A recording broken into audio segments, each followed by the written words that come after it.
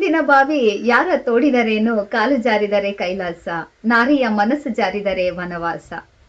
ಈ ಅದ್ಭುತವಾದ 3 ಸಾಲುಗಳನ್ನ ನಾವು ಜನಪದ ಗೀತೆಯಲ್ಲಿ ನೋಡ್ಬೋದು. ಸಮಾಜ ಅಂದ್ರೆ ಅಲ್ಲಿ ಎಲ್ಲಾ ವಿಧದ ವ್ಯಕ್ತಿಗಳು ಇರ್ತಾರೆ. ಹೆಣ್ಣನ್ನ ದೇವತೆಯಾಗಿ ಪೂಜಿಸುವಂತವ್ರು ಇದ್ದಾರೆ. ಹಾಗೇನೆ ತನ್ನ ಮನೆಯ ಹೆಣ್ಣು ಮಕ್ಕಳನ್ನ ದೇವತೆಯಾಗಿ ಪೂಜಿಸ್ತಾ ಬೇರೆಯವರ ಹೆಣ್ಮಕ್ಳನ್ನ ತನ್ನ ತೀಟಿಗೆ ಬಳಸಿಕೊಳ್ಳುವಂತಹ ಮನಸ್ಥಿತಿ ಇರುವಂತಹ ಗಂಡಸರು ಇದ್ದಾರೆ. ಅದರಿಂದ ಈ ಒಂದು ಜನಪದ ಗೀತೆಯ ಆ 3 ಸಾಲುಗಳನ್ನ ಅರ್ಥ ಮಾಡ್ಕೊಂಡು ನಾವು ಬದುಕಿದ್ರೆ ಖಂಡಿತ ಹೆಣ್ಣು ಯಾವುದೇ ಕಾರಣಕ್ಕೂ ತಪ್ಪುಗಳನ್ನ ಮಾಡೋದಕ್ಕೆ ಸಾಧ್ಯ ಇಲ್ಲ.